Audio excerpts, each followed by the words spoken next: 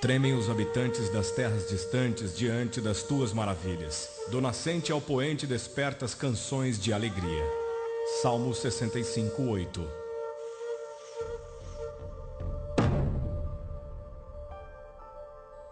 Ele atrai as gotas de água, que se dissolvem e descem como chuva para os regatos. As nuvens as despejam em aguaceiros sobre a humanidade.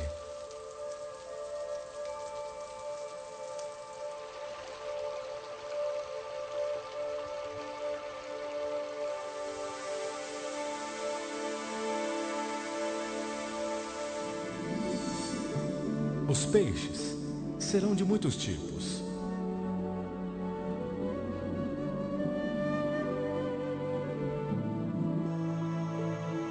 Aparecem flores na terra.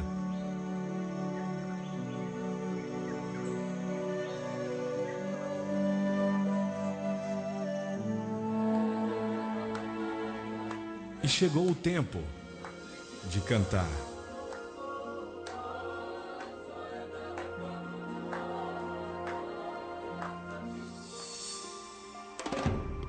Uma voz ordena: clame! E eu pergunto: o que clamarei?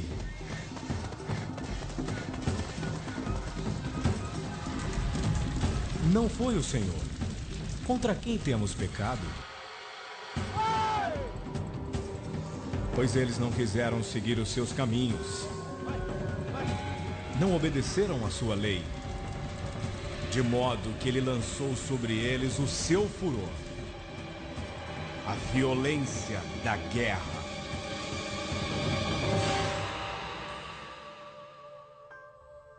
Quem mediu as águas? Na concha da mão? Ou com o palmo? Definiu os limites dos céus? Para ele, as ilhas não passam de um grão de areia. Com quem vocês compararão Deus? Como poderão representá-lo? Será que você não sabe? Nunca ouviu falar? O Senhor é o Deus eterno, o Criador de toda a terra. Digam entre as nações: o Senhor reina. Regozijem-se os céus. Exulte a terra.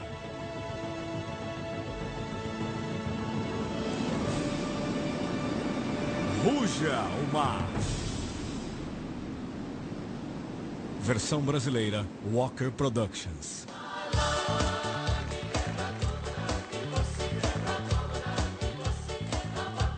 Bem-vindo a Fiji, um arquipélago de 322 ilhas no amanhã da linha internacional de data. Este é o acontecimento mais empolgante da obra que Deus está fazendo em Fiji, não há dúvida quanto a isso. Um paraíso no Pacífico Sul, onde resorts de elite atraem estrelas hollywoodianas. É uma bênção viver em Fiji nessa hora, nesse momento, e experimentar esse novo mover de Deus.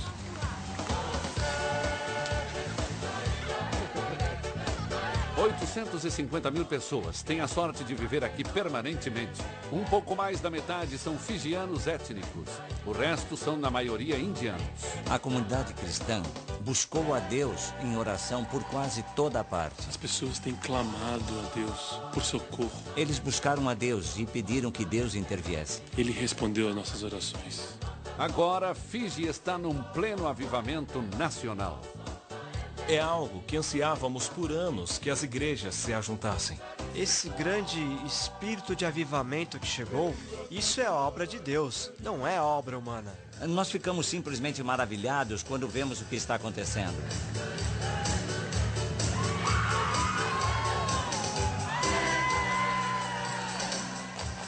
Observando a nova onda de alegria que toma conta de Fiji, é difícil imaginar a escuridão que dominava a nação apenas 5 meses após a celebração do milênio. Este é o lado do paraíso que os turistas não veem. desde as suas raízes tribais. Fiji tem tido guerras entre eles mesmos e com outros. E em maio de 2000, a ilha irrompeu-se mais uma vez em conflitos. A desordem civil transtornou nossas vidas como nunca antes. Tem a ver com um espírito muito rebelde em nós. O espírito de revolta, o espírito de ciúmes e de raiva, de divisão, que estão enraizados em nós e em nossa cultura. Quando o primeiro-ministro não fijiano do país chegou ao poder, houve um violento golpe de Estado. Quando eles tiveram as eleições, os indianos ganharam a eleição e conquistaram o poder. Os fijianos não gostaram. O governo foi mantido refém sob mira de armas por 65 dias pelo nacionalista fijiano George Spade. Por mais ou menos 65 dias. Eles não puderam sair da mira das armas. Não aguentávamos ver nosso primeiro-ministro eleito, o primeiro-ministro, apanhando desses marginais. Eles falavam sobre um grupo de pessoas muito extremistas que tinham o poder de controlar o país e sua ideologia, suas ideias eram todas assustadoras. E eles conseguiram, num determinado momento, levar um bom número de pessoas para o lado deles. Ele é herói. Ideais radicais levaram a ações mortais. Houve um motim no acampamento e os soldados chegaram a atacar uns aos outros e houve também uma vítima. Quartel Queen Elizabeth, quartel-general permanente do Exército de Fiji.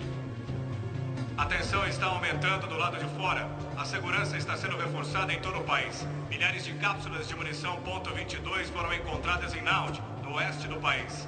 O horário para o toque de recolher foi estendido.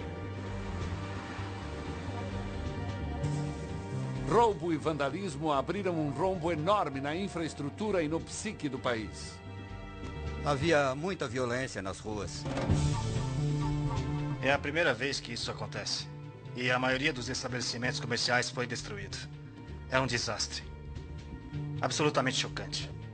Uma economia antes robusta entrou em colapso. Dentro de 7 dias, a chegada de turistas caiu drasticamente. Na Austrália e na Nova Zelândia, em particular, foram as notícias principais por semanas. Era desolador. No momento, o foco está no exército para descobrirmos de que lado estarão. Alicia Novak, BBC News. A nação chegou ao ponto mais baixo desde sua expulsão da comunidade britânica no final dos anos 80. Uma situação muito incômoda, especialmente com esse ataque armado contra um governo eleito constitucionalmente e com esses tumultos nas ruas. Nós nos tornamos uma nação conhecida por produzir golpistas, golpes de Estado. E não podemos confiar nem nos nossos soldados quando estão com armas nas mãos. Havia uma força muito poderosa que estava no controle de Fiji naqueles dias. Provavelmente foi o período mais negro da nossa história. Ele esfregou um documento na nossa cara. Foi uma situação que nunca havíamos visto antes e com certeza algo que não queremos ver de novo. Estávamos retrocedendo para a Idade Escura. Não havia mais misericórdia.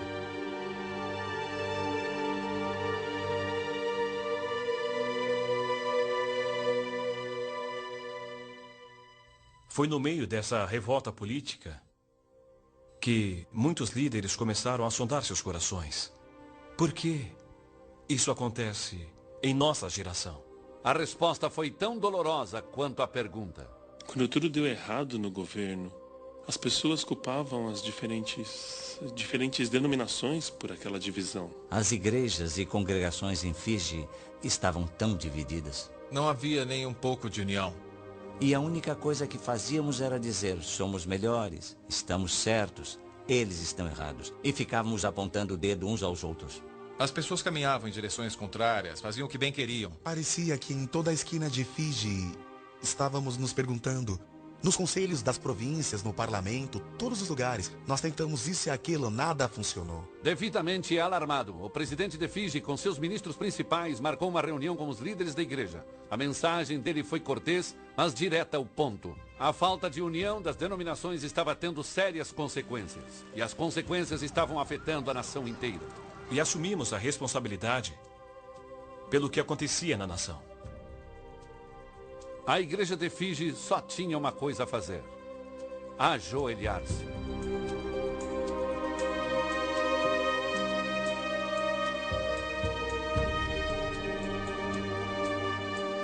Tem havido um longo clamor por avivamento e pela transformação das pessoas neste país. E as igrejas individuais puseram isso em suas próprias agendas e tentaram trabalhar separadamente uma das outras. Mas agora, algo aconteceu. Isso nos uniu para clamarmos juntos ao Senhor. Este é o choro genuíno do povo do fundo do seu coração perante seu Deus. Não eram apenas soluços, era uma lamentação. As pessoas simplesmente clamavam. Então, por todo lado, as pessoas oravam. Elas sabiam que qualquer solução para o problema de Fiji teria de vir de Deus, e somente de Deus. Quando aconteceram os eventos de maio de 2000, alguns pastores ajuntaram as suas igrejas e simplesmente oraram e se submeteram a Deus. E pediram a Deus que os perdoasse e que Deus os ajudasse, porque acredito que eles acreditavam que era o último chamado de Deus. Não apenas para os pastores, mas para o povo. E nossos líderes, eles se humilharam e se voltaram para Deus. Foi através das orações em todo o país, nas várias denominações, que o país foi resgatado da beira de um desastre.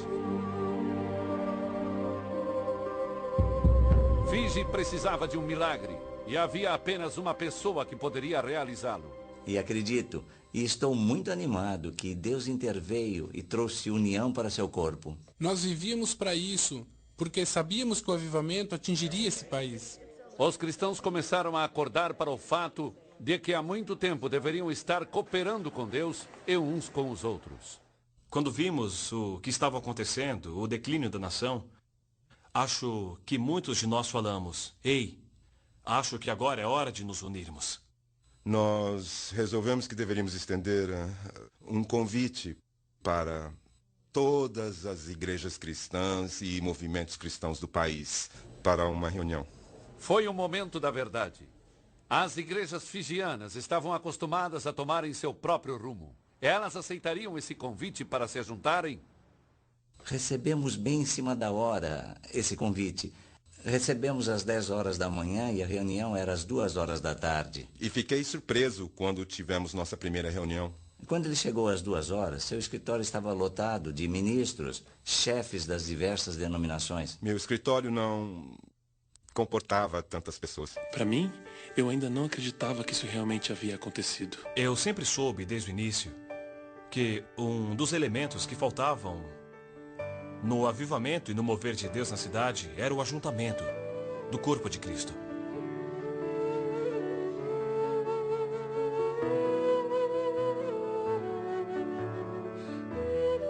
Não demorou muito para que essa nova cooperação ganhasse um nome: Associação de Igrejas Cristãs em Fiji. Energizada pelo Espírito, essa associação do reino logo estava oferecendo encorajamento prático para inúmeros projetos e instituições. E para nós, sabe, isso era um milagre dos milagres e não conseguimos acreditar. Essa é uma história do mover do Espírito nas igrejas. Eu posso dizer que essa união veio através da oração. Agora estamos nos ajuntando. É maravilhoso o poder da oração. A Igreja Metodista, a maior denominação em Fiji, foi uma das primeiras a serem varridas por esse novo mover de Deus. Fomos pegos de surpresa pelo programa de Deus. Não estava na agenda da Igreja Metodista que trabalharíamos juntos com o resto do corpo de Cristo antes do final de 2001. Ainda me lembro das palavras do presidente da Igreja Metodista quando ele disse: acredito que o céu está regozijando porque, finalmente, estamos unidos. Antes eu só pensava em mim mesmo, mas agora percebo que preciso dos outros pastores. Se pudermos trabalhar juntos, unidos, podemos ganhar nossa cidade para Jesus. Eu apenas sei que nasceu de Deus, porque agora trabalhamos com pessoas que antes era como se fosse gato e rato, sabe? E então, quando o gato e o rato podem andar juntos, só pode ser Deus, não é verdade?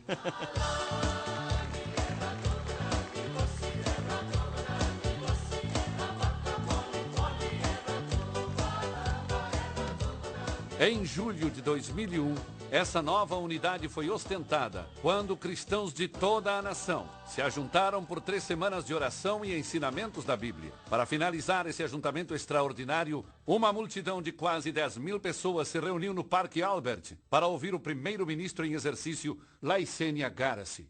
Há um mês das eleições nacionais, ele poderia ter usado seu discurso para solicitar votos, mas ele não o fez. A maior necessidade de todas é endireitar a nossa nação aos olhos de Deus. Nossos esforços para reconstruir esse país serão em vão, se não estiverem firmemente enraizados no amor e no temor do Senhor. Ao invés de solicitar votos, ele usou a ocasião para se humilhar diante de Deus e da nação. Então estou aqui destituído de meu cargo. Nesse momento não sou um líder político. O que você vê e o que o Senhor vê é apenas uma pessoa. Alguém que necessita do perdão de Deus. Peço a Ele que me perdoe pelas vezes em que fui negligente e frio em meu relacionamento com Ele. Com tua direção, esse pecador será renovado. Achará uma força renovada e um novo propósito na busca da sua vontade. Senhor, novamente lhe peço que me salve, conquiste meu coração e segure minha mão. Eu te honro como o Rei dos Reis.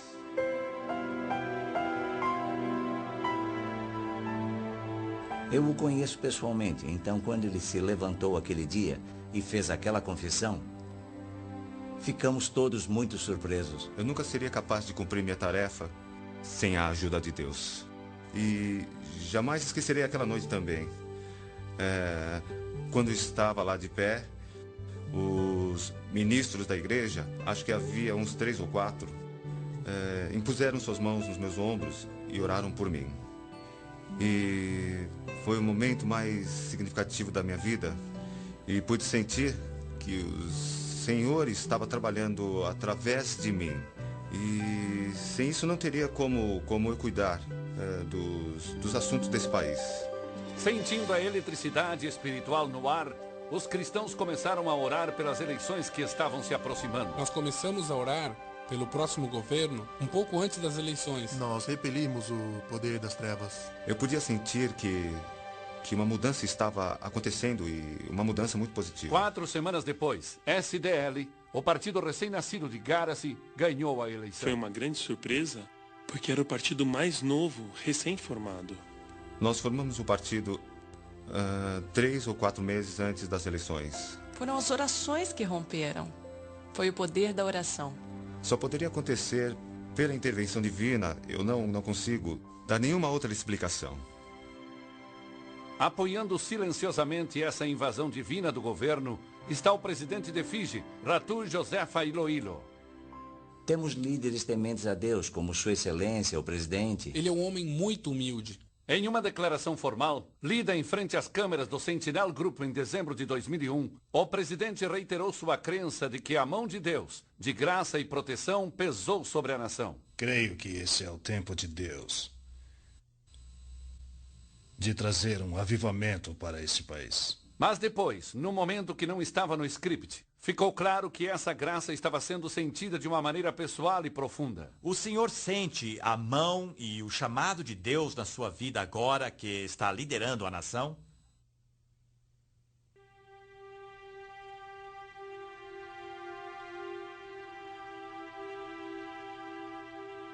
Foi um silêncio eloquente.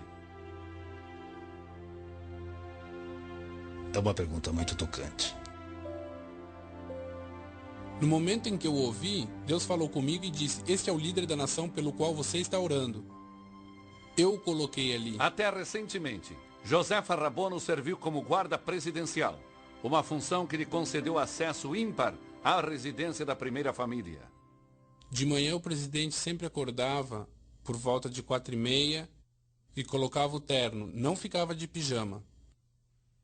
Sentava na sua cama e tinha um tempo de comunhão com Deus toda manhã. Era toda manhã. Como um grupo de auxiliares piedosos, o presidente e a primeira-dama invocaram os propósitos dos céus. Deus, que o Senhor escolha a dedo os líderes do governo nessa eleição. Que o seu dedo os escolha. A resposta de Deus foi rápida. E todas as manhãs começamos a ver os resultados. Como um homem novo ao timão, o governo começou a adquirir uma nova fase. E temos muitas pessoas no ministério, e isso me deixa muito feliz, que são cristãos nascidos de novo. É simplesmente o dedo de Deus. É o que o senhor está fazendo. Taito Wonga Vakatonga era um pastor local. Agora ele é o presidente do Senado. É o poder da oração. Eu fui nomeado e estou onde estou só por causa da oração, por causa dele. Absalom Tundreu, outro homem humilde de Deus, foi indicado para chefiar o recém-criado Ministério da Reconciliação. Este é o nosso desafio. Precisamos fazer com que os líderes profissionais, religiosos, políticos, enxerguem uma só visão. Andi Azena Thathau foi a última candidata a conquistar uma vaga no parlamento nas eleições de 2001. Mas Deus e a nação estavam esperando por ela. Agora, membro ativa do Ministério do Primeiro-Ministro, a competência de sua pasta foi estendida para cuidar do bem-estar das mulheres, da redução da pobreza e do bem-estar social. Estou prontíssima para transmitir a palavra de Deus. E simplesmente não hesito em momento algum em compartilhar a palavra de Deus com quem quer que seja. Ou até mesmo em me esforçar para que as pessoas recebam salvação. E faço isso no parlamento. Em todos os meus discursos eu começo louvando o Senhor Deus, dando glória a Jeová.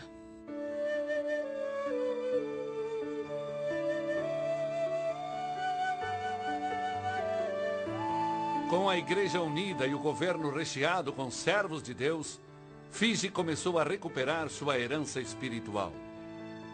Muitas pessoas que antes nunca quiseram ir à igreja, agora estou começando a vê-las. Elas querem e me perguntam, quando é o avivamento? Uma tocha de avivamento, encomendada pelo presidente Iloilo no Parque Albert Raleigh, começou a percorrer lentamente todo o arquipélago de Fiji. Muitas cidades e vilas a receberam com grande emoção. Quando eles carregam a tocha por aí, os chefes, eles choram. Todos ficam tão emocionados com aquilo e dizem... É como se fosse, sabe, como se a luz tivesse chegado à nossa terra. É como se o evangelho tivesse chegado a nós pela primeira vez. Nós vimos que o fogo de Deus está sendo espalhado por toda a nação. Todo o arquipélago de Fiji se entregando ao Senhor. É isso que eu quero ver.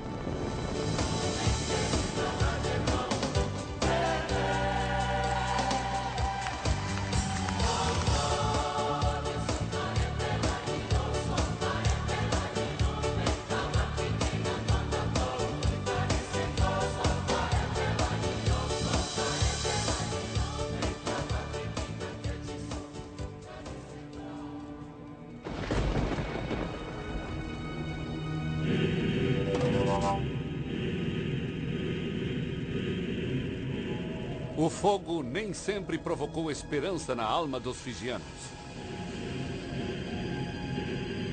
Numa era passada, mas não tão distante, sua luz oscilante iluminava rituais medonhos de um horror indescritível. A terra gemia sob o peso de superstições e feitiçaria. Espíritos ancestrais vagavam livremente pelas ilhas, prometendo abundância e exigindo tributo. Ao lado do templo, montões de ossos humanos se alvejavam sob o sol. Sacerdotes se contorciam e falavam com vozes estranhas. Era um mundo onde os chefes retinham poder absoluto. A vida das pessoas comuns dependia do seu humor ou do seu apetite. Mulheres eram dadas como pagamento de tributo ou tomadas como um prêmio de guerra. As lutas tribais eram horripilantes e frequentes.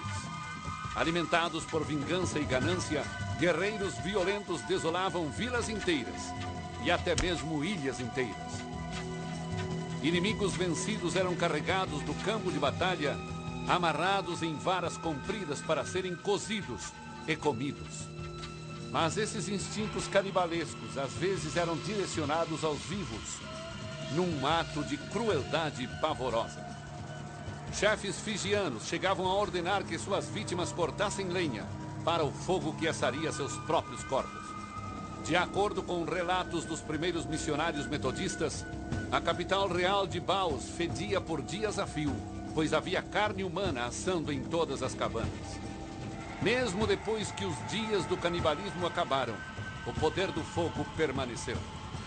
Na ilha de Penga, o clã Sual vivia debaixo da influência de espíritos semelhantes aos Menehune da mitologia do Havaí, conhecidos como Veili.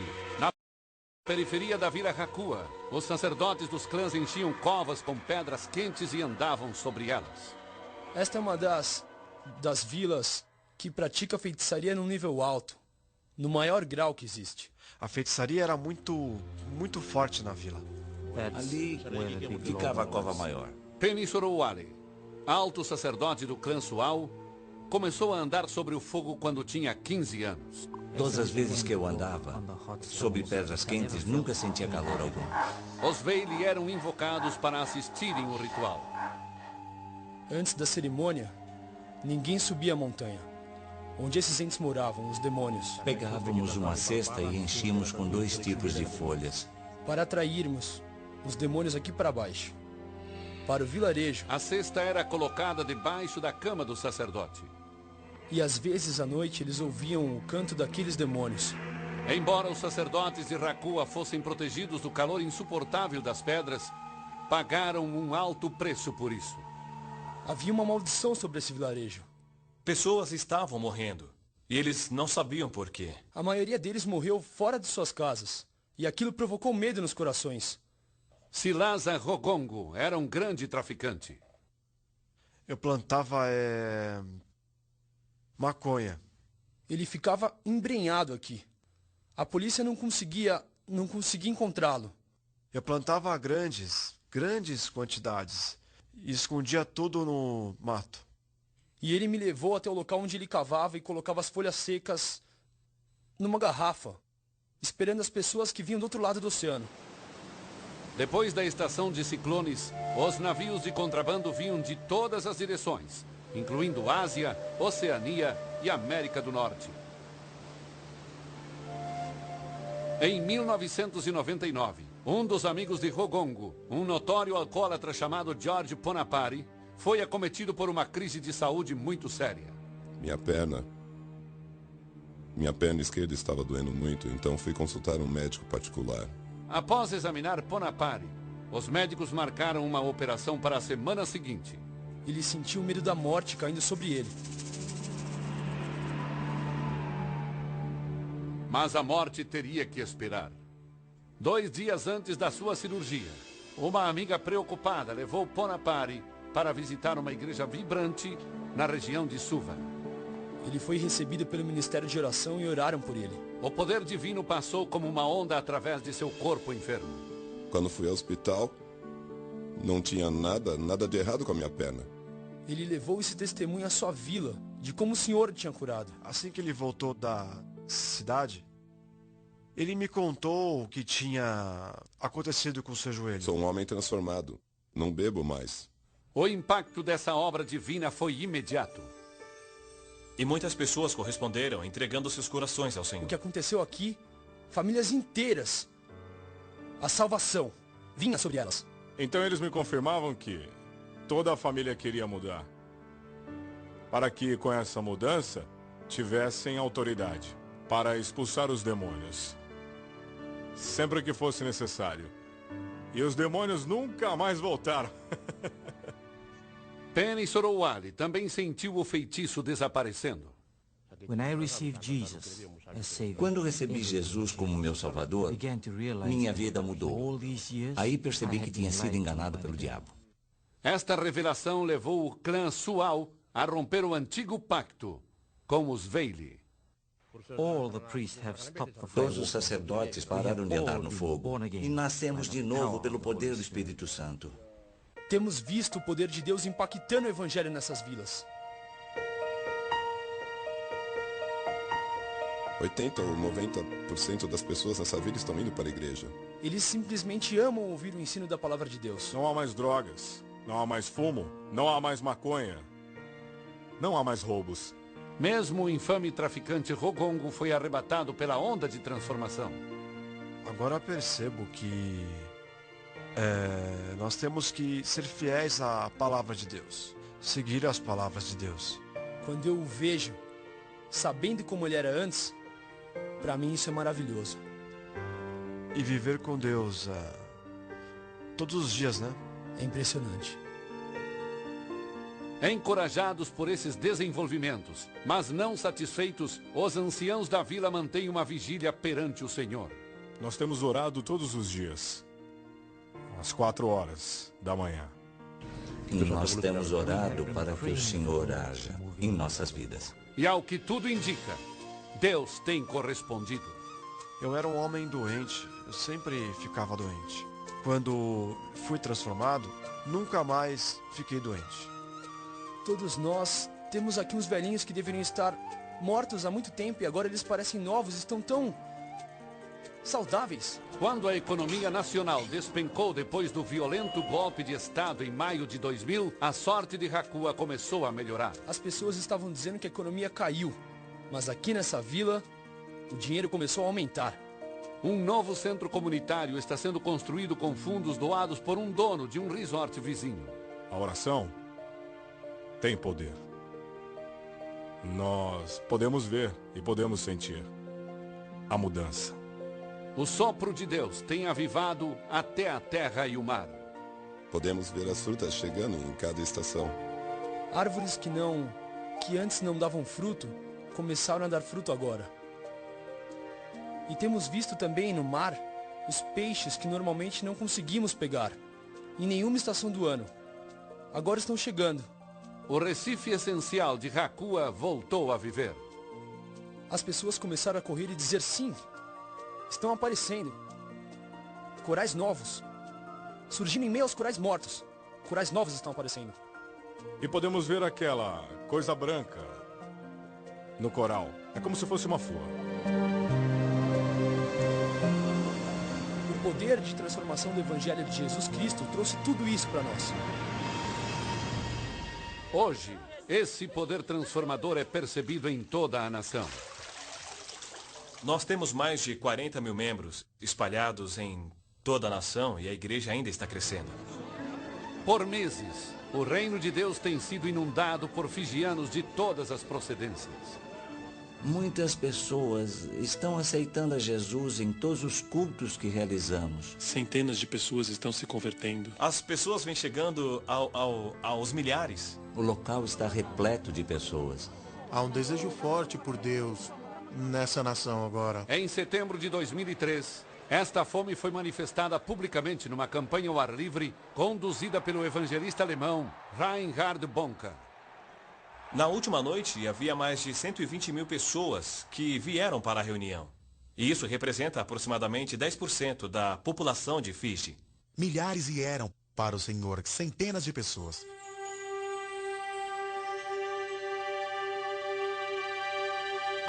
A comunidade indiana de Fiji também está demonstrando fome por uma nova experiência espiritual.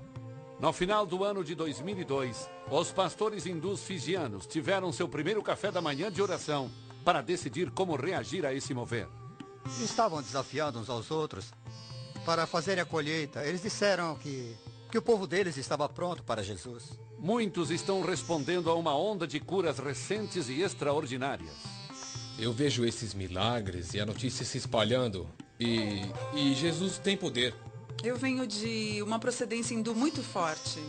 Meu pai era um sacerdote hinduísta. A fé de Sumanlata foi colocada à prova quando sua filha, Kavita, aos 6 anos de idade, contraiu uma doença ocular muito dolorosa que poderia causar cegueira. Todo mês eu ia consultar os médicos. Eu ia lá e os médicos me davam apenas uma pomada. Foi uma rotina que ela seguiu por 18 anos. E não há cura em nenhum lugar do mundo. Finalmente, sentindo-se traída pela medicina institucional e por seus deuses hindus, Suman levou Kavita para receber oração numa igreja vizinha. E no terceiro dia, ela começou a enxergar. e Kavita foi curada. Até levei-a para Nova Zelândia para fazer um check-up e os médicos disseram que não tinha mais Elsa, não tinha mais nada. E dali por diante, eu e toda a minha família, meu marido, tenho 3 filhos. Nós todos nos convertemos ao cristianismo. E a história de Suman não é a única. No meio dos indianos de Fiji, há um grande avivamento. E há um crescimento tremendo nas igrejas, especialmente nas igrejas indianas. Muitas pessoas em Fiji estão se convertendo ao cristianismo. Muitas. As pessoas têm sentido que esta é a hora H de buscar a Deus. Agora, quando um membro da família se converte, a família inteira vem conhecer ao Senhor. Creio que há uma onda de Deus descendo sobre esta nação. Deus está movendo como nunca antes.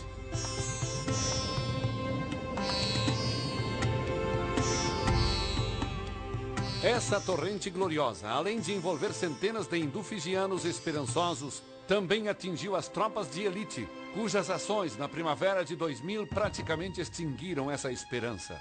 Nosso trabalho inclui todas as 14 prisões, incluindo a ilha de Neucaulau, onde os colíderes de maio de 2000 estão presos agora. Apo Casey, um capelão da Associação de Presos, está lá desde o início.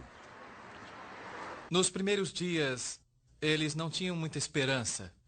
Havia muito medo. E havia muita incerteza. Estavam perto de nós, mas não conversavam. Os primeiros 3 ou 4 domingos, quando estive com aquelas pessoas, 40 delas, sentíamos, percebimos no nosso espírito, discerníamos o ódio no coração deles. A falta de perdão, a dureza de coração, as mágoas que eles tinham, a vingança, dava para sentir. Você desertou aquele esquadrão para estar aqui? Talvez sim, talvez não, mas... de algum modo estou lutando pelo meu país e pelo meu povo, é por isso que estou aqui. Muitos fijianos abandonam o país. Se eu morrer executado pelo que eu fiz, não tem problema. Fiz a minha parte. Eles sabiam que era um caso muito sério e que isso envolvia uma revolta. No começo de 2001, o amor profundo e persistente de Deus começou a fazer sua obra. Um por um, estes soldados durões e orgulhosos se renderam mais uma vez. À fraca luz das prisões de Suva e Neucaulau, eles renunciaram para sempre suas tentativas rebeldes de mandar em seus próprios corações. Nas palavras de um guarda cheio do Espírito, foi uma limpeza total. Ele falou que todos que foram encarcerados ali deram seu coração a Deus. E agora são homens novos ali atrás das grades. Dava para ouvi-los cantando com todo o seu coração ao Senhor. Cantando coros de aleluia. Estou tão feliz porque pertenço a Jesus. Jamais servirei a outro Deus, com lágrimas caindo dos seus olhos. As pessoas passam por aqui e, se não sabem que é uma prisão, acham que há uma igreja aqui dentro. Nenhum olho fica seco naquela prisão. É apenas a presença do Senhor que está ali. Há notícias de que mesmo o infame mentor do golpe de Estado, George Spade, se converteu genuinamente. E posso testificar que George experimentou uma radical transformação na sua vida. Toda semana, quando vamos até lá, ele está sempre na palavra, lendo e louvando ao Senhor. Enquanto o progresso espiritual dentro das prisões de Fiji tem sido gratificante, o trabalho do lado de fora tem se mostrado mais desafiador para os cristãos locais. Indianos por toda a nação viviam sempre com muito medo. Sentiam pânico.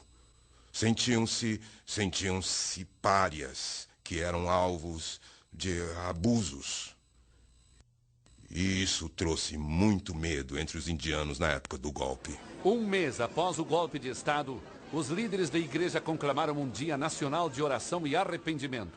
Apesar de estarem debaixo de lei marcial, quase 5.000 pessoas apareceram, incluindo 167 varejistas indianos, cujas lojas haviam sido destruídas ou vandalizadas.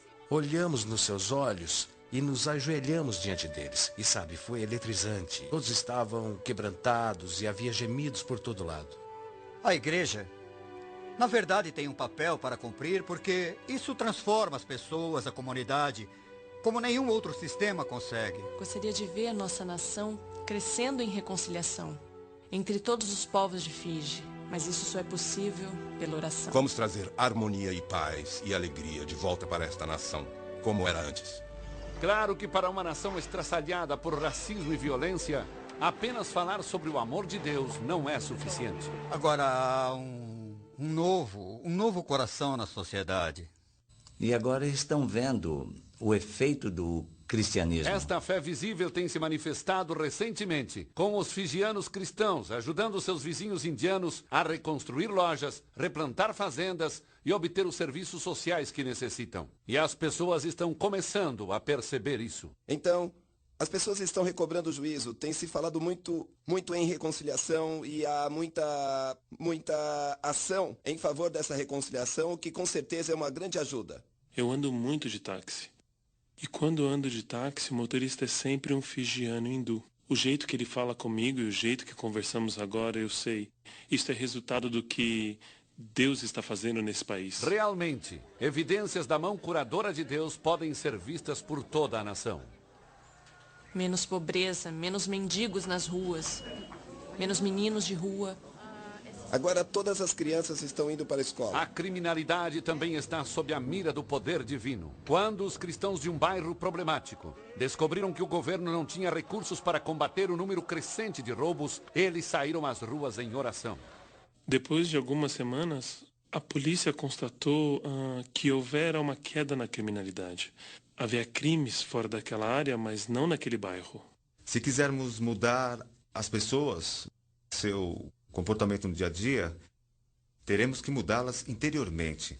Mudança, é claro, é uma especialidade divina. Quando Deus se faz presente no coração humano, a consequência inevitável é a alegria irreprimível.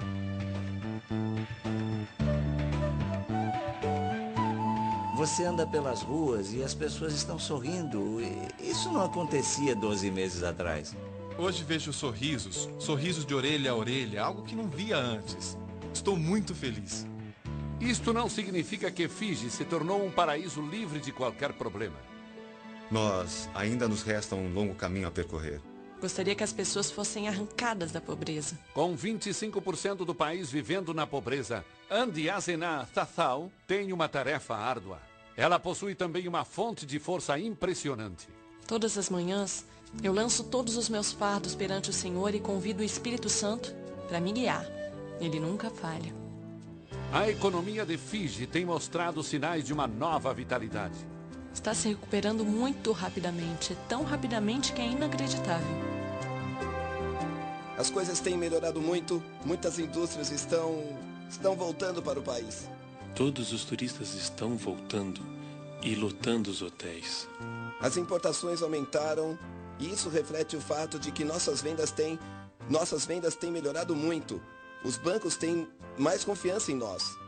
De acordo com os relatórios do Banco Central, estamos progredindo. Então agora podemos dizer que realmente estamos numa situação bem melhor. Estamos indo até bem.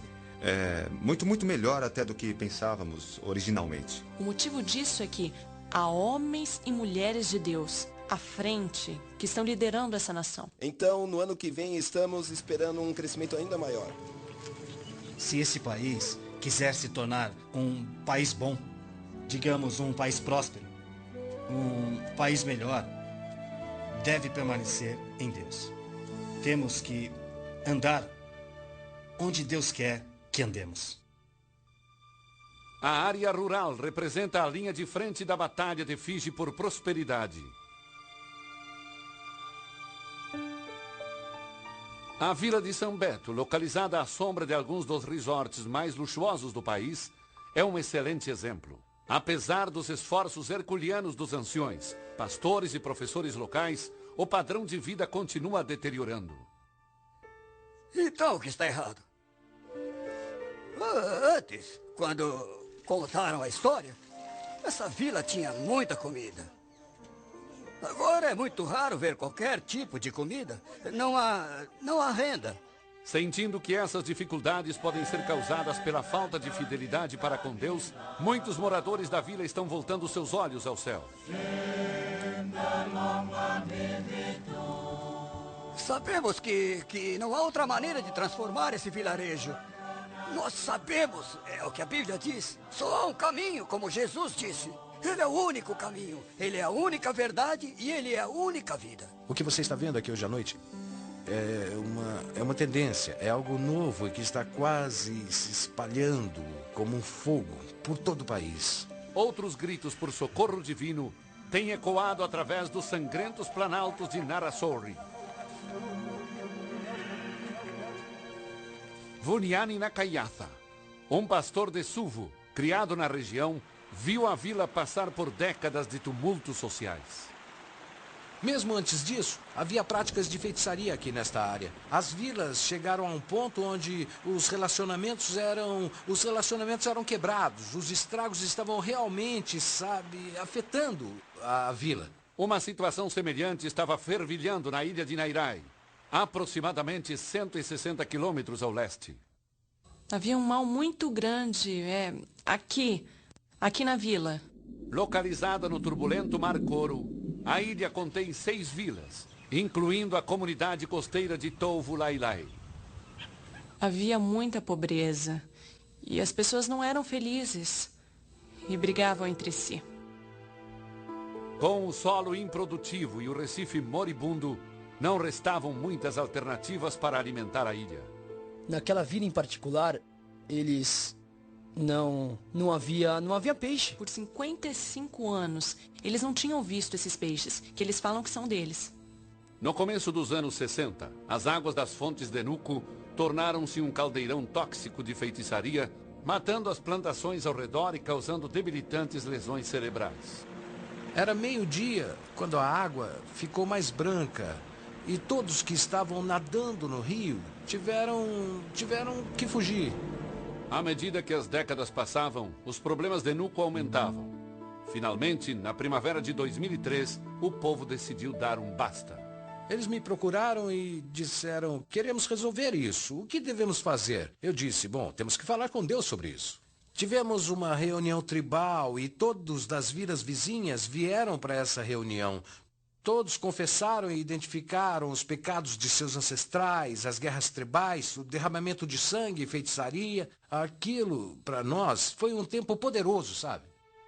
A assembleia solene durou vários dias, tomando a primazia entre todas as outras atividades e se estendia das 9 da manhã até a meia-noite. As pessoas lamentavam por 4 ou 5 horas. Clamando ao Senhor Deus, colocando seus rostos em terra. Em Tovu Lailai, um processo idêntico de limpeza espiritual se desabrochou através do ensino bíblico do professor metodista Inossi Vono. Ele preparou os corações, as mentes e as almas das pessoas, através da palavra de Deus e também consultando os membros das comunidades. Se eles querem o novo nas suas vidas, que é Jesus, então eles têm que limpar todas as coisas velhas. Então essa obra nas vilas, onde as pessoas estão se voltando para Deus, trazendo todos os ídolos e feitiçarias e buscando a face de Deus, orando e jejuando, isso é novo. Chefes tradicionais, que ainda detêm influência significativa na sociedade fijiana, estão cada vez mais na vanguarda desse renascimento espiritual. Ratu George Maivalili, membro do Senado fijiano, preside o maior distrito da nação. Eu tive uma reunião com todos os meus chefes. Quero que vocês vão a todas as tribos. Queria a purificação de todas as famílias, de todas as tribos e de todos os clãs. Nós faremos isso juntos como povo, para o Senhor. Em janeiro de 2004, o governo fijiano levou isso adiante ao instituir um ano de oração oficial. Os cidadãos foram orientados a observar a ocasião, separando pelo menos uma semana para reconciliar relacionamentos quebrados. As pessoas deveriam primeiro se arrepender e se reconciliar uns com os outros. Teriam que trocar a aliança antiga por uma aliança nova com Deus. O catalisador é a presença de Deus. E eu estou animado. Estou estou animado para ver o que o senhor vai fazer, para transformar o meu povo completamente. Embora os fijianos estão começando a reconhecer a ligação entre intimidade espiritual e saúde social, um rompimento total com suas práticas antigas está longe de se realizar. Nós abandonamos o canibalismo, mas ainda há outras coisas. O culto aos deuses ancestrais, por exemplo, ainda existe. Em lugares como Nabu Tau Tau, uma pequena vila no interior chuvoso da ilha principal de Fiji, a falta de uma limpeza completa tem custado caro. Filimone Nauau Abulavo é o chefe principal de 7 vilas de Nova Tusila. Ele é também o bisneto do chefe responsável por um dos atos mais infames na história de Fiji. Parece que nos tornamos escravos das coisas erradas que fizemos. Embora a região seja ricamente tropical, a vegetação em volta de Nabu Tau Tau é escassa. E o pessoal da vila ainda tem que recorrer à caça para se alimentar. No final do ano de 2003, a vila ainda não tinha eletricidade. As crianças tinham que andar 24 quilômetros para a escola mais próxima. Muitos acreditam que os males de Nova Tusila estão ligados ao destino do missionário wesleyano Thomas Baker.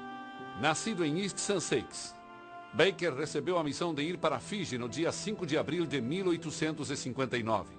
Sua esposa ficava nervosa com suas incursões ousadas ao interior. Eu penso muito em você e nas crianças, especialmente Alice. Eu não tenho medo dos nativos e esperamos fazer-lhes o bem. Dê um beijo nas crianças por mim, em todas elas. E diga-lhes que orem por mim.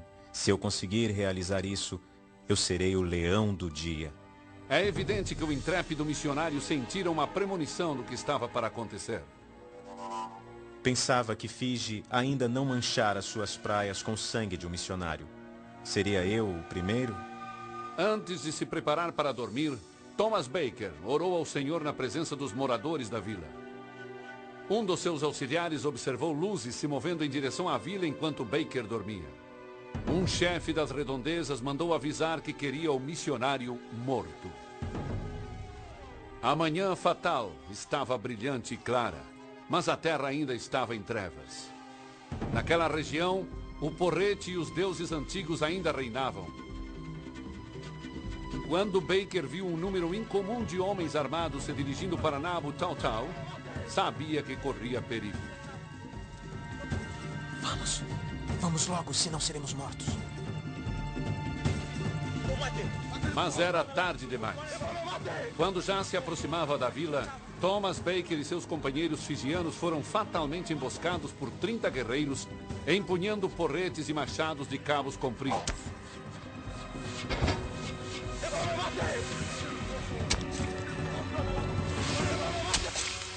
Vendo o missionário caído, uma senhora idosa chamada Nassima saiu de sua cabana trazendo um frasco de óleo de coco.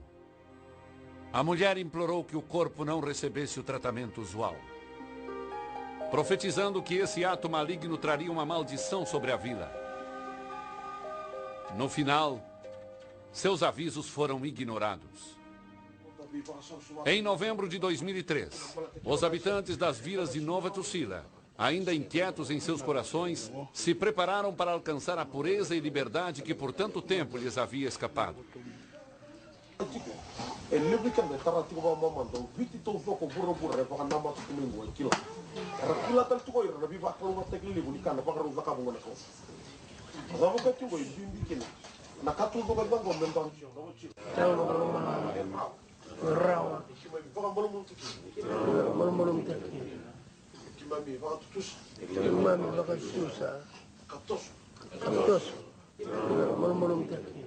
À medida que o povo da vila continuava se acertando com Deus, centenas de espectadores e jornalistas internacionais chegavam para o evento principal.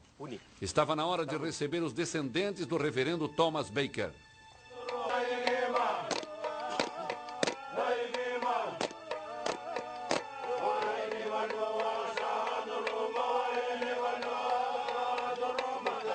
Eu aceito esse presente de boas-vindas das pessoas de Fiji e desta vila com muita honra. Este é o momento que todos nós viemos testemunhar aqui no ano de 2003, com a presença do primeiro-ministro da nossa nação, o honorável Laisenia Qarase. Esta reunião será lembrada por um longo período nos anais de Fiji. Aqui, nessa região isolada de nosso país, bem no interior, uma grande tragédia teve lugar há muitos anos. Ecoou pelos séculos, manchando todas as gerações, com culpa e remorso. Viemos aqui para encerrá-la de uma vez para sempre. Uma parte importante desse processo é o açoro. Um ato tradicional de humilhação e confissão públicas. E quando chegou a hora de verbalizar o pedido de perdão, o chefe Nawal Abulavos deu um passo à frente para fitar o rosto dos descendentes do homem que seus antepassados haviam massacrado.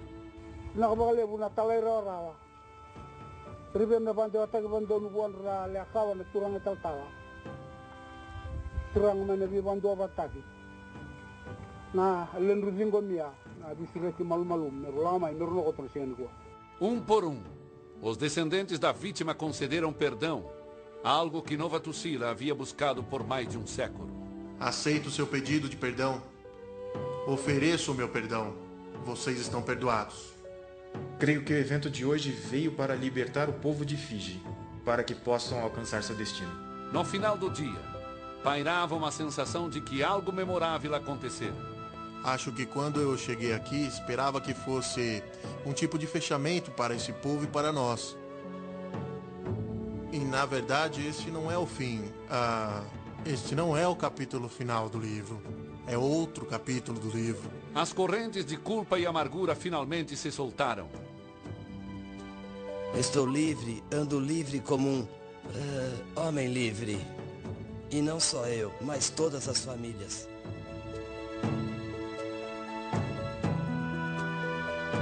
Embora o desenrolar da reviravolta na vida de Nova Tucila ainda está para ser registrado, ninguém duvida que será consistente com o caráter de Deus. Quando nos preparamos da forma correta, quer dizer, se seguirmos o caminho certo, então com certeza o encontraremos.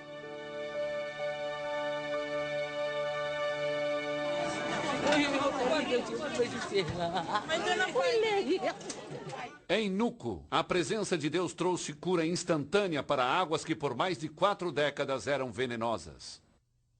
De uma hora para outra. É incrível. Não dá para acreditar. Bom demais para ser verdade. Você pode ver aqui, nas margens do rio, isso estava morrendo. Estava tudo murchando. Mas agora o capim está crescendo de novo. E até mesmo ali atrás, sabe? Ali, nada crescia. Nada crescia. E agora você pode ver ali atrás, as pessoas estão plantando taro perto da margem do rio, o que não podia ser feito antes. E os peixes estão chegando. Atraídos pelo Senhor dos Mares, os peixes também estão voltando para Tovu Lailai. Após o culto matinal da igreja, as pessoas viram os peixes vindo, atraídos pelo cheiro. Quantos peixes você contou? Total, 3.957. Eles começaram a colocá-los nos barcos, louvando e agradecendo a Deus, porque era algo incomum. Era um grande milagre, nunca acontecera antes. E eles simplesmente começaram a dançar, onde quer que estivessem. Começaram a gritar e cantar e dançar. Um realinhamento poderoso está a caminho. A cura da terra está começando a emergir. Nós cremos em um Deus que pode operar maravilhas como essa. A prosperidade na terra, porque Deus está trabalhando, as pessoas estão se voltando para Deus, e Deus está curando a terra.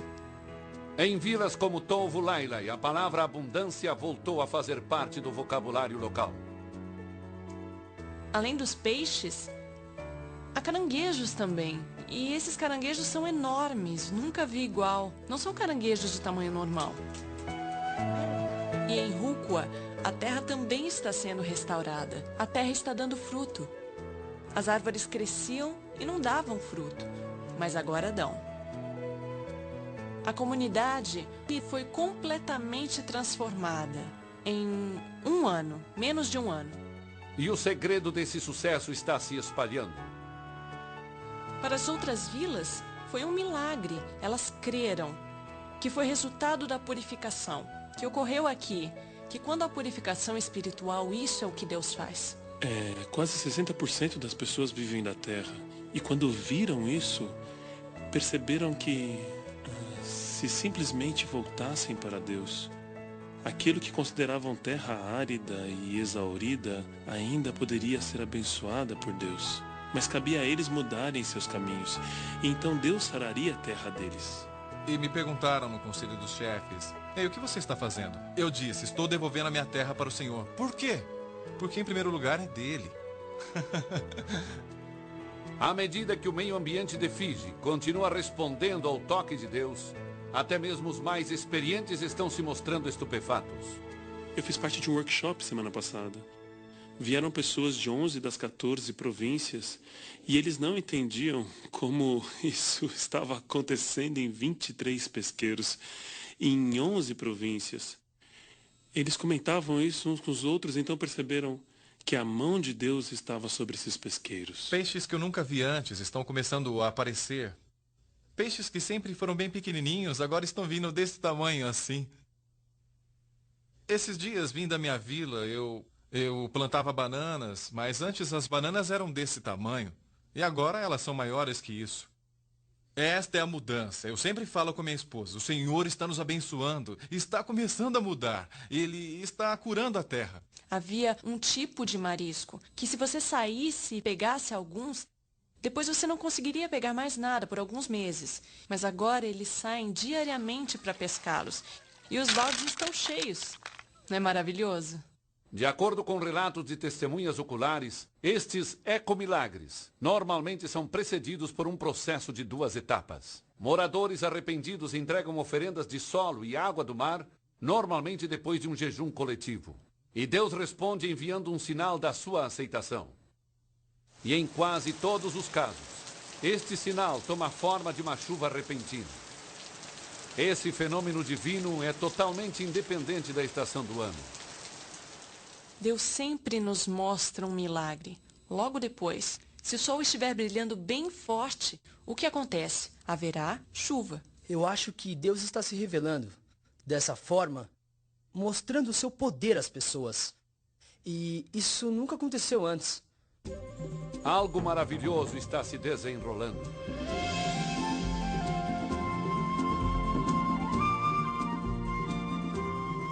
Então, eu sei, simplesmente creio, que Fiji está passando por um processo de transformação e através do poder da oração. Esse é o dia pelo qual tenho orado, é o dia pelo qual eu tenho sonhado. Deus definitivamente tem uma participação no governo desse país. O avivamento chegou em Fiji. Deus se moveu em Fiji como um fogo selvagem no tempo dos nossos ancestrais em 1800. Nós havíamos apenas lido a respeito. Agora ele está começando a se mover novamente. É como se o céu se abrisse. Foi isso que aconteceu recentemente. Podemos sentir que já vivemos um novo dia. Sim. Um novo dia do Senhor. Sim. O poder do Evangelho, transformando pessoas, transformando famílias, transformando comunidades e até mesmo transformando a nação. Após décadas ignorando-se mutuamente, a Igreja e o Estado de Fiji começaram uma parceria saudável e harmônica. A Igreja veio para fazer aquilo que sabemos que podemos fazer. E o governo, na verdade, tem correspondido. Agora eles começaram a reconhecer o papel da Igreja na edificação da nação. O primeiro-ministro não se envergonha de ser o exemplo. Nosso primeiro-ministro, no Jornal da Manhã, estava declarando pelo rádio que a Igreja deveria ajudar o Estado. Falou isso no noticiário. E então eu vejo que o papel da Igreja é tão vital na construção da nação. E eu vejo que o Evangelho é a própria fundação sobre a qual a sociedade se constrói. A história de Fiji é a história de uma igreja livre para viver a plenitude de seu chamamento. Uma igreja transbordando para atingir cada aspecto da vida humana. Deus é o Senhor de tudo. Ele é o Deus da política, é o Deus dos negócios, ele é o Deus da igreja. Ele é o Deus daquilo que os fijianos chamam de Vanua, que significa as pessoas e a terra. Então, qualquer coisa que estiver fazendo, como homem de negócios, político, professor ou médico, em todas as áreas da vida, qualquer coisa que estiver fazendo, isso é meu ato de adoração a Deus. Porque a adoração nesse sentido não se limita às 4 paredes da igreja, àquilo que fazemos aos domingos. São todas as atividades durante as 24 horas do dia que devemos dar a Deus para a sua glória e seu louvor. Se fizermos isso, então isto é o céu. É o céu. À medida que sua fé aumenta, os fijianos começam a ver o que Deus pode fazer, até mesmo através de suas próprias histórias. Eu creio que Deus está levantando Fiji nesta hora, como um modelo de sua graça, para ser transmitido por todo o mundo. O espírito de ciúme está sumindo. O espírito de raiva, de rebeldia, de divisão está saindo das nossas vidas. E eu creio que, se o resto do mundo puder ver isso, então, pelo menos, o que Deus fez em Fiji beneficiará o resto do mundo. Realmente cremos que é a nossa vez de levar o Evangelho aqui de Fiji para outras ilhas do Pacífico. De fato, há evidência de que as brasas do avivamento estão começando a se espalhar, mais notavelmente pelo oeste das Ilhas Salomão e no país vizinho Vanuatu. Como Fiji, essas nações sofreram por longos anos, debaixo do peso esmagador da superstição, pobreza e instabilidade política. Em outubro de 2002, a sorte de Vanuatu teve uma virada dramática para melhor. Num discurso nacional televisionado, o primeiro-ministro Edward Natapei rejeitou contundentemente a feitiçaria e idolatria. Em nome do nosso Senhor Jesus Cristo e pelo poder do sangue de Jesus Cristo, eu renuncio à adoração a deuses malignos. Eu renuncio às alianças com espíritos malignos e poderes demoníacos. Eu renuncio todas essas ações e adorações a ídolos e espíritos de deuses malignos. Com a plateia absorvendo cada palavra, o primeiro-ministro concluiu com uma declaração extraordinária. Eu, o primeiro-ministro de Vanuatu, hoje, em favor das pessoas da República de Vanuatu, faço essa aliança com o Deus poderoso. 1. Nós o reconhecemos como o único e verdadeiro Deus. 2. Nós o reconhecemos como o único Deus em quem Vanuatu confia. 3. Nós reconhecemos o Senhor Jesus Cristo como nosso Senhor e Salvador pessoal. 4. Nós reconhecemos o poder e o mover do Espírito Santo nas nossas vidas e na nação de Vanuatu. Também declaro nossa lealdade de não servir nem honrar nenhum outro Deus, a não ser o Deus Pai, Deus Filho e Deus o Espírito Santo. Deus Todo-Poderoso, eu, o primeiro-ministro, entrego a nação nas tuas mãos poderosas. 13 meses depois desse divisor de águas espiritual, George Sokomano, primeiro chefe de Estado de Vanuatu, ousadamente incitou os legisladores do país a entregarem suas vidas a Jesus. Muitos o fizeram. E hoje estão presidindo uma época de calma política sem precedentes. Assombrados pela presença transformadora de Jeová, os fiéis de Fiji nem conseguem formar frases articuladas. Realmente não dá para explicar isso sem Deus. Cada um de nossos pedidos de oração foram respondidos. Isso é tremendo. Para mim é uma alegria e um privilégio poder fazer parte do que Deus está fazendo. Eu creio, nós cremos que o melhor ainda está por vir. Queria poder viver mais uns 30 anos. Eu enxergo a tremenda oportunidade que está diante de nós agora. Deus está capacitando a igreja, talvez para a última batalha. Creio que Ele está preparando o mundo para a volta de Jesus Cristo. Se a obediência entusiástica de Fiji for espalhada às nações, aquele dia talvez não esteja muito distante. A reviravolta foi tão rápida. Foi uma questão de meses. É praticamente algo que acontece imediatamente. Oramos agora e acontece agora. É assim que nos sentimos.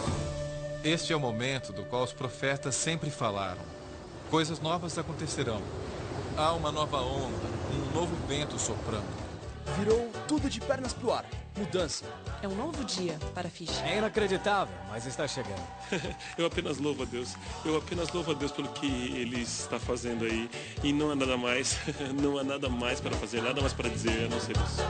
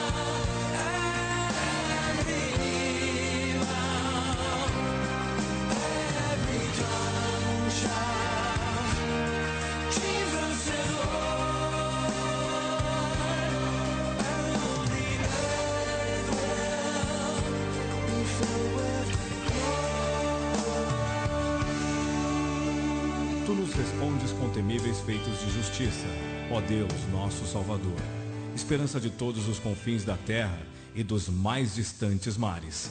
Salmo 65, 5.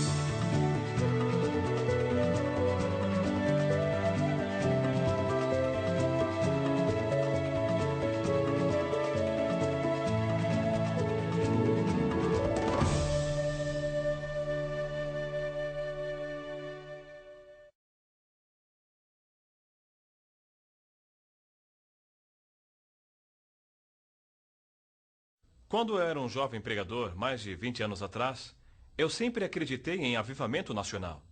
E uma das passagens mais conhecidas, que sempre vem à minha mente, fica em Isaías 11:9, que diz que, como as águas cobrem o mar, a terra se encherá do conhecimento do Senhor.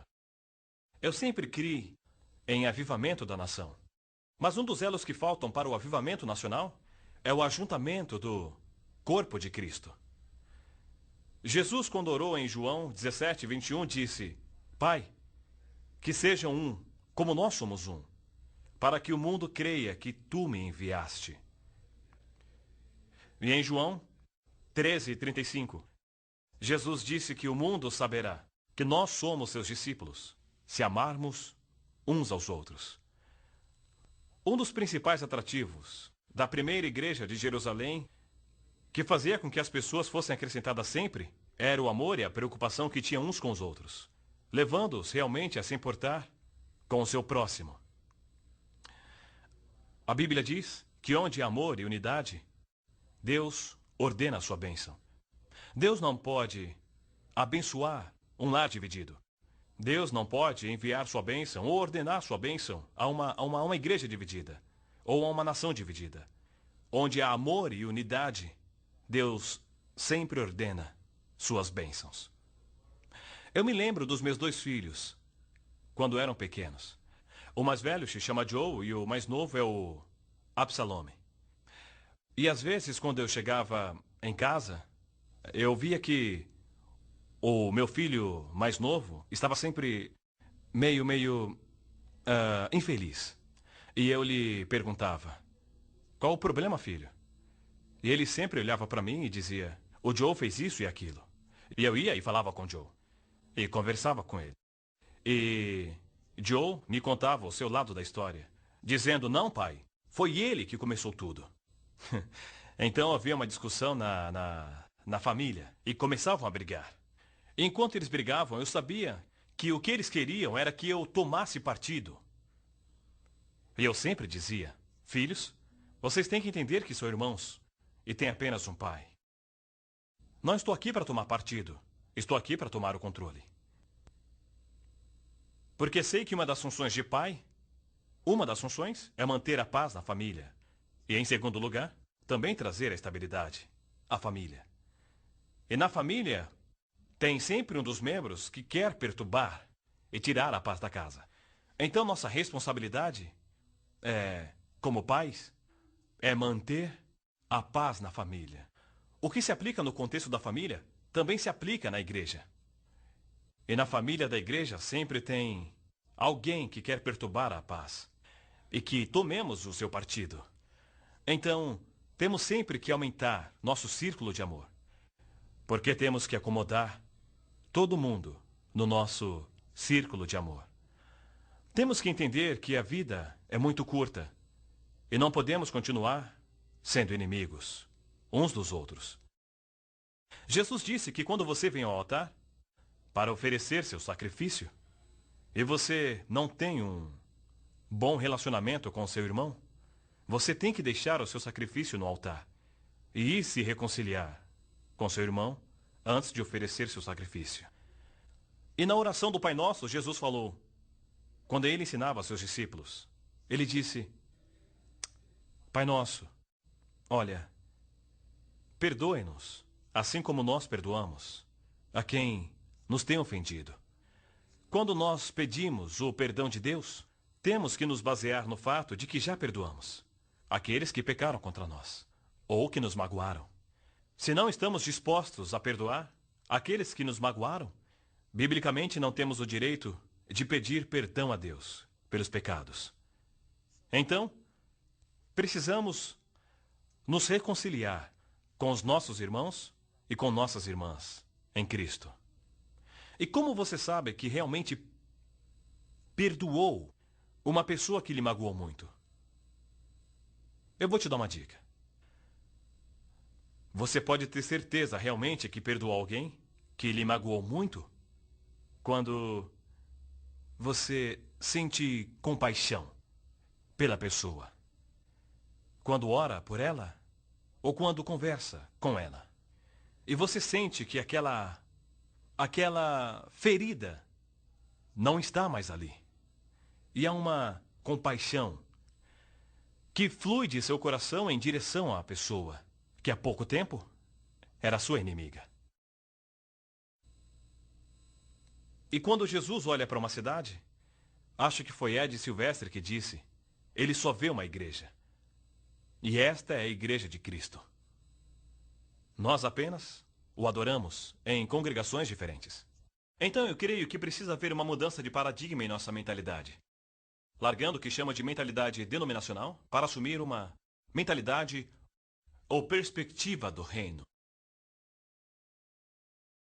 Então precisamos nos tornar buscadores do reino, sonhadores do reino e pensadores do reino. Na minha cabeça só há pensamento sobre o reino. Quando eu evangelizo e quando eu faço discípulos, não é minha intenção fazer com que sejam parte da minha igreja local.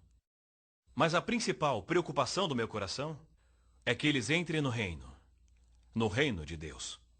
E que eles aprendam a andar priorizando o reino do Pai. Precisa haver uma mudança de paradigma na nossa mentalidade. Porque quando temos essa mentalidade do reino, nós veremos o corpo de Cristo na cidade. Veremos a igreja na cidade como o corpo de Cristo. E isso vai eliminar a nossa competição. Então, ao invés de competirmos uns com os outros, como sabemos que somos uma família, vamos realmente desejar complementar uns aos outros, para a glória de Deus e também para o reino de Deus.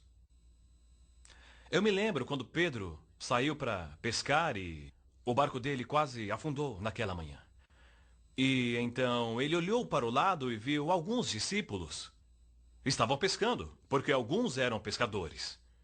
E o que fez Pedro? Ele assinou para aquelas pessoas, para que elas viessem e compartilhassem daquela colheita que ele fizera naquela manhã.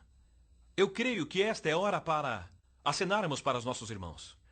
É hora de estendermos as mãos aos nossos irmãos, não somente aos do nosso círculo, mas também aos do corpo de Cristo da nossa cidade, aos membros de outras igrejas e até mesmo aos membros da comunidade como um todo.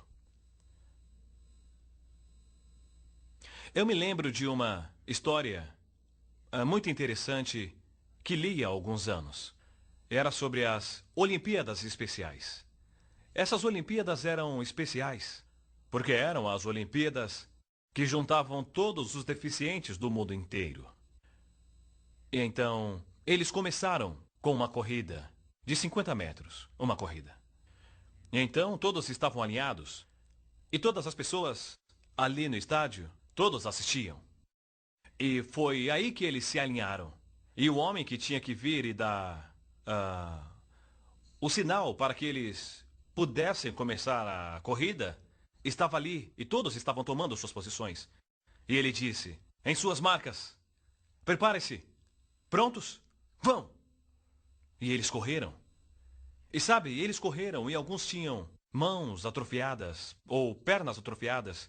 E eles olhavam por ângulos diferentes, mas todos estavam correndo em direção à fita. E perceberam que um estava correndo na frente de todos os outros. E as pessoas começaram a bater palmas e torcer para ele. E ele estava apenas a 10 metros da linha de chegada. E para a surpresa de todas aquelas pessoas que torciam, ele parou por completo. E todos começaram a se perguntar, por que ele parou assim? E para a surpresa das pessoas, ele olhou para trás. E até mesmo a pessoa que estava em segundo lugar atrás dele também parou. E o de trás, e o outro também. E olharam para trás, e viram um cara que estava em último lugar, e com muita dificuldade. Então, o que eles fizeram? Todos eles voltaram. E pegaram esse homem com dificuldade. E todos correram juntos até a linha de chegada. Complementando uns aos outros.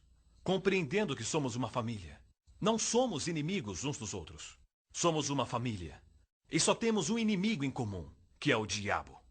E por muitas vezes nós jogamos pedras uns nos outros. Apontamos dedos uns para os outros.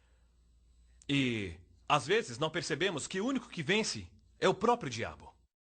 Mas temos que entender que só temos um inimigo em comum, que é o próprio diabo. Então, o seu irmão, ou sua irmã, sua esposa, sua esposa, ou até mesmo o pastor de outra igreja, sabe? Ele não é seu inimigo. Ele é seu irmão. Ela é sua irmã. E eu realmente creio que se tivermos o coração como aqueles deficientes, creio de verdade que poderemos nos complementar e edificar uns aos outros para o reino de Deus. Eu lhes darei essa manhã alguns passos que trarão unidade para a cidade ou para a nação. Número 1, eu creio que o primeiro princípio seja a oração. Passo número 1 é a oração. A oração produz intimidade. Produz intimidade com aquele a quem você ora, que é Deus. também produz intimidade com a pessoa com quem você ora, que pode ser seu cônjuge, pode ser seu parceiro de oração, ou pode ser seu líder de célula.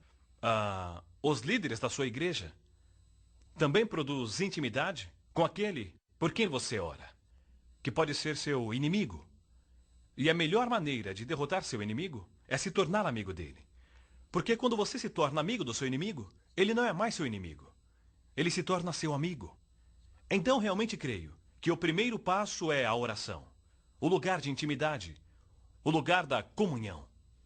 Olha, a qualidade da sua vida devocional sempre determinará a qualidade de seu estilo de vida. E a qualidade do seu estilo de vida determinará a qualidade do seu ministério. E a qualidade do seu ministério determinará a qualidade das pessoas às quais você está ministrando.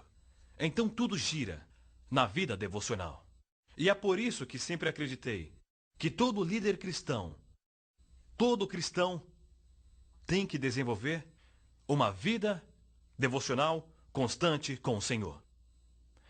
Eu acho que foi Billy Graham que enumerou as chaves para um evangelismo eficiente. Número 1 é a oração, número 2 é a oração, número 3 é a oração e número 4 é a oração. Edwin Owen disse: quando Deus está para fazer alguma coisa numa nação, numa cidade, em primeiro lugar, ele sempre desperta o seu povo para a oração. E acho que foi Steve Augsburg que disse que as chaves para o evangelismo agressivo são estas: olhos marejados, joelhos dobrados e um coração quebrantado. E as palavras de Bob Pierce, que foi fundador da Visão Mundial, ele disse: Senhor, quebrante meu coração com as mesmas coisas que quebrantam teu próprio coração. Quando você vê uma pessoa vivendo no pecado, no seu país, na sua cidade, como você se sente? Está sempre julgando e criticando? Ou você passa um tempo orando por elas? Como se sente quando vê um usuário de drogas aí nas ruas? Como se sente quando vê uma prostituta? Você aponta o dedo para ela e depois empurra de lado? Ou você sempre pede que Deus quebrante o seu coração com as mesmas coisas que quebrantam o coração de Deus? Então eu vejo o primeiro passo para a unidade, que é abrir um espaço para a oração. Há um ditado que diz o seguinte: a família que ora junta, permanece junta. Até mesmo a igreja que ora junta, permanece junta. Sabe, quando falamos de unidade, não estamos falando de uniformidade. Se você quer ver uniformidade, pode ir para o exército para ver os militares. Eles têm o mesmo tipo de uniforme. Vá às escolas e aos hospitais e veja as enfermeiras usando o mesmo uniforme. E isto é uniformidade. Eu não falo de uniformidade, e sim de unidade. É a fusão dos nossos corações. E a fusão dos nossos corações só pode ser obra do Espírito Santo. E obra de Deus, porque só Deus pode fundir os nossos corações. E quando os corações estão completamente unidos, então podemos fluir juntos, fazendo a obra de Deus. Então, temos que ser homens e mulheres de oração. Eu me lembro quando nós tivemos esse golpe político, em mais ou menos em 2000, se eu não me engano, em 2000. E aconteceu que todos os líderes estavam orando nas diversas igrejas, nos diversos lares. E a verdade é que foi a oração. Sim, foi a oração que nos trouxe a união. E quando todos estavam unidos, nós descobrimos que Deus estava nos dando a mesma mensagem. Que todos estavam recebendo a mesma mensagem. Então conversamos juntos. Então começamos a criar estratégias e ver maneiras de unir toda a nação. Mas tudo começou com a oração. E número 2, temos que estar dispostos a assumir a responsabilidade de sermos construtores de pontes. Assumir responsabilidade. Olha, a responsabilidade não é determinada pela idade. Mas a maturidade é determinada pela aceitação de responsabilidade. Temos que estar dispostos a assumir responsabilidade de construtores de pontes na nação, ou na nossa cidade, ou nas igrejas da comunidade que estamos vivendo. Eu me lembro da primeira vez que vim para a cidade de Suva Eu era apenas um pregador do interior. E tive que mudar minha mentalidade do interior para uma mentalidade da cidade. E eu me lembro das primeiras semanas naquele lugar. E uma manhã eu estava caminhando, fazendo minha caminhada matinal, e estava orando e cheguei a um lugar e disse: Senhor, hoje eu assumo a responsabilidade como pastor dessa cidade. Não apenas o pastor dessa igreja, mas como pastor dessa cidade. Eu não percebi o impacto daquela oração, que mais cedo ou mais tarde eu veria viciados em drogas e prostitutas, crianças de ruas vindo para a nossa igreja. E aquilo foi um grande choque. Como poderemos acomodar todas essas pessoas? Mas foi o resultado da minha oração. Porque eu assumi a responsabilidade de ser o pastor da cidade. Então, continuei. Mas um passo adiante naquela oração eu disse: Senhor, eu também quero assumir a responsabilidade de ser o pastor da nação. Não percebendo que o dia chegaria em que o primeiro-ministro daquele país me chamaria para conversar. E eu era apenas um menino do interior e não sabia me comunicar com o primeiro-ministro da nação. Mas assumi a responsabilidade. Temos que aceitar a responsabilidade de sermos construtores de pontes em nossas comunidades. Quando as igrejas de Fiji se juntaram, e aquilo foi realmente tremendo, e eu sei que era o dedo de Deus. E quando olhamos para trás, tudo que posso dizer é que isso não é obra do homem, é obra de Deus.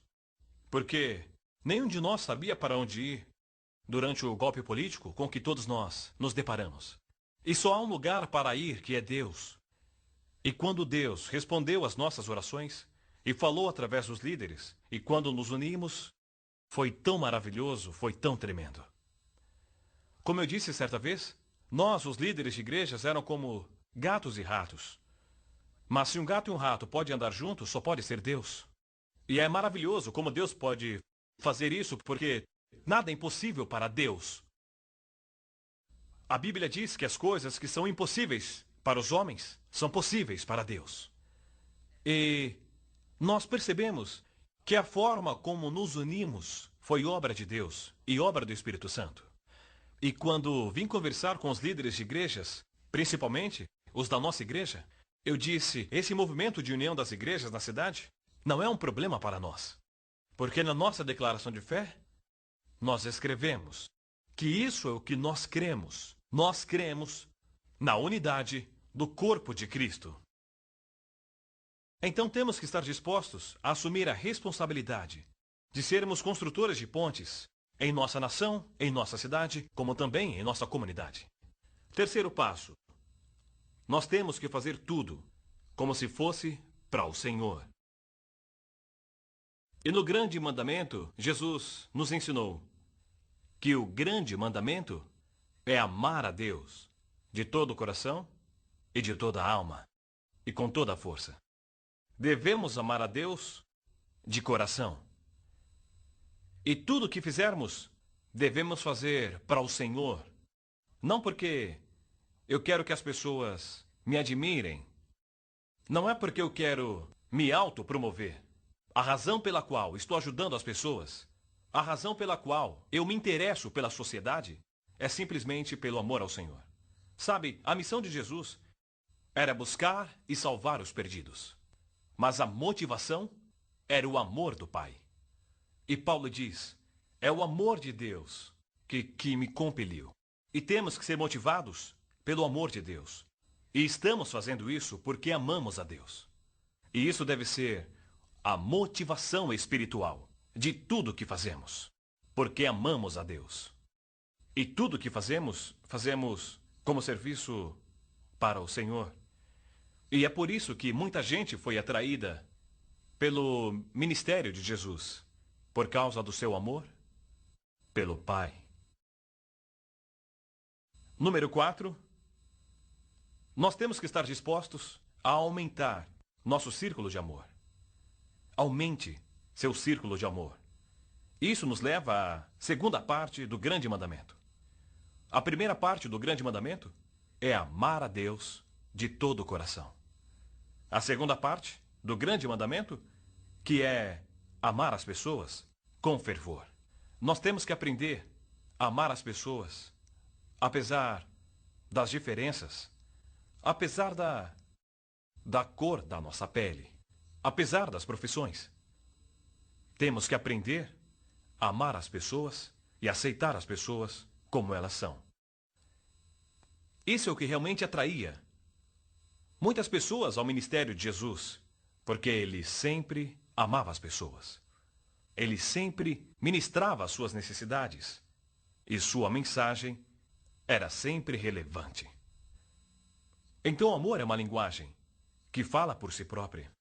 Eu me lembro de muitas vezes, principalmente segunda de manhã, quando eu vinha para a igreja, porque como temos cultos aos domingos, na segunda de manhã, o lugar está uma bagunça. Há pedaços de papel e toda aquela sujeira, e enquanto as pessoas estão aproveitando o seu tempo em casa, os faxineiros e obreiros vêm para limpar tudo. E então, um dia eu cheguei e vi toda aquela bagunça e pensei, onde houver gente, sempre haverá bagunça. Mas nós, como pastores e líderes, em primeiro lugar, precisamos conviver com a bagunça. E em segundo lugar, precisamos também estar dispostos a limpar a bagunça. Porque amamos pessoas. Nós amamos. Por isso estamos dispostos a conviver com a bagunça. E também dispostos a limpar a bagunça. Toda segunda. Toda vez que terminamos o nosso culto ou algum tipo de evento realizado aqui na nossa sede, há sempre uma hora em que o faxineiro vem e limpa toda aquela bagunça. E estamos prontos para o novo culto. E a razão disso é o nosso amor pelo Senhor e também o nosso amor pelas pessoas. E eu vejo que esses são os dois grandes pilares bíblicos do ministério. Se tudo o que fizermos for baseado nesses dois pilares, que é o nosso amor por Deus e o nosso amor às pessoas, atingiremos a plenitude no serviço e no ministério, dando louvores e glórias a Deus em tudo que fizermos na nossa vida aqui na terra. Então precisamos aumentar nosso círculo de amor. E finalmente, devemos sempre valorizar os relacionamentos. Valorizar os relacionamentos. O cristianismo pode ser resumido em apenas uma palavra. E esta palavra é relacionamento. É seu relacionamento com o Senhor. E também seu relacionamento com as pessoas. O relacionamento com as pessoas normalmente é o mais difícil. Mas se valorizarmos um relacionamento, não cairemos no erro de quebrar aquele relacionamento tão facilmente. E nós sempre buscaremos reparar e melhorar e valorizar e fortalecer nossos relacionamentos uns com os outros. Eu entendo que relacionamentos são compostos por dois níveis. Número 1, relacionamento no nível pessoal. E número 2, relacionamento no nível ministerial. E se o nosso relacionamento for aberto, honesto, bom e saudável uns com os outros, isso nos ajudará muito em nosso relacionamento ministerial.